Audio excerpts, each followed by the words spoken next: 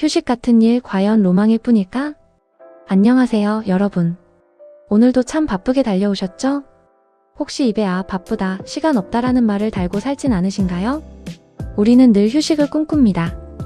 이번 주말엔 꼭 쉬어야지, 이번 휴가 땐 아무것도 안 해야지 하고 말이죠. 그런데 막상 쉬고 나면 어떤가요? 몸은 누워있는데 마음은 여전히 불안하고 월요일 아침엔 더 피곤하지 않으셨나요? 오늘은 휴식의 정의에 대해 나눠보고자 합니다. 우리가 왜 쉬어도 피곤한지, 그리고 지옥 같은 업무 속에서도 어떻게 휴식 같은 평온을 찾을 수 있는지 그 비밀을 함께 풀어보겠습니다.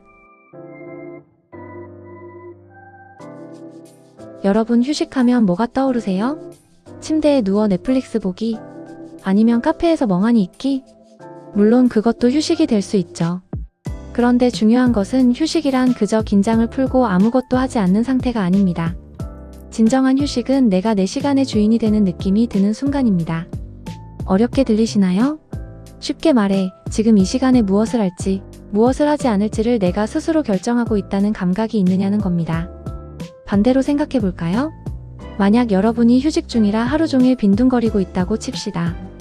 그런데 마음 한구석에서 나 이래도 되나? 남들은 앞서가는데? 라는 불안이 엄습한다면 그건 온전한 휴식이 아닙니다. 시간의 주도권을 불안에 뺏겼기 때문이죠. 놀라운 건 그 반대의 경우입니다.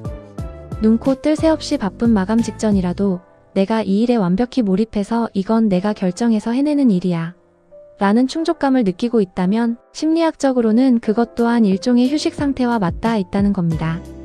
결국 휴식은 양의 문제가 아니라 통제권의 문제인 셈이죠. 우리는 흔히 잃은 고통이고 휴식은 그 고통으로부터의 탈출이라고 생각합니다. 그래서 바캉스에 목을 매죠.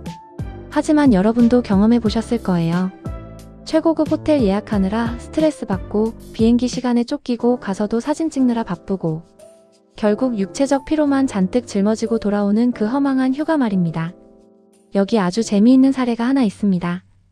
이탈리아 티롤 남부지방의 산촌 농민들 이야기인데요. 한 심리학자가 이들에게 물었습니다.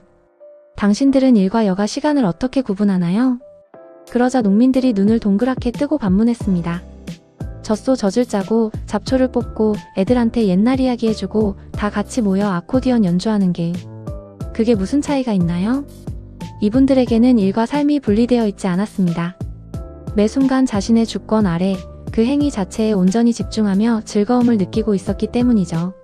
시간 부족이라는 건 사실 객관적인 숫자의 문제가 아닙니다. 우리가 어떤 태도와 관점으로 그 시간을 바라보느냐에 달린 주관적인 심리의 문제인 것이죠. 자, 여기까지 들으면 이런 생각이 드실 겁니다. 그건 저 산골 농민들 이야기고요. 제 위에는 악마 같은 상사가 있고 저는 점심 메뉴도 제 마음대로 못 정한다고요. 맞습니다. 현실은 녹록지 않죠. 내 시간을 내 마음대로 쓸 수 없는 직장 생활은 때로 지옥처럼 느껴집니다. 그렇다면 리더십이라곤 눈 씻고 찾아볼 수 없는 상사 밑에서 우리는 평생 휴식 없는 경무에 시달려야만 할까요? 여기서 아주 현실적이고도 파워풀한 해결책을 제시해봅니다. 바로 지배권의 회복입니다. 환경을 당장 바꿀 수 없다면 그 안에서 내가 통제할 수 있는 아주 작은 영역부터 찾아보는 겁니다. 여러분, 내일부터 딱 이것만 해보세요. 매일 아침 오늘 해야 할 일을 리스트업 하는 겁니다. 단순히 적는 게 아니라 우선순위를 정하고 내 하루 시간표에 직접 배치를 해보는 거죠. 이게 왜 중요하냐고요? 시키는 대로 끌려가는 게 아니라 내가 내 하루를 설계한다는 심리적 주권을 확보하는 행위이기 때문입니다. 리스트를 만드는 것만큼 중요한 게 하나 더 있습니다. 바로 피드백입니다. 내가 계획한 것과 실제로 실행한 것 사이에 어떤 간극이 있었는지 기록해보는 거죠. 오늘은 상사의 갑작스러운 지시 때문에 이 시간을 뺏겼네. 그럼 내일은 이 시간을 좀 더 방어해볼까?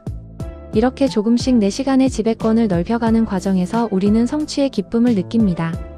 상황은 여전히 힘들고 상사는 여전히 악마 같을지라도 그 안에서 나만의 리듬을 찾아가는 사람은 더 이상 환경에 휘둘리는 피해자가 아닙니다. 그것이 바로 휴식 같은 경무를 만드는 리더십의 본질이자 우리 스스로가 우리 삶의 리더가 되는 방법입니다. 어쩌면 우리의 미생 같은 삶이 계속 우리를 속일지도 모릅니다.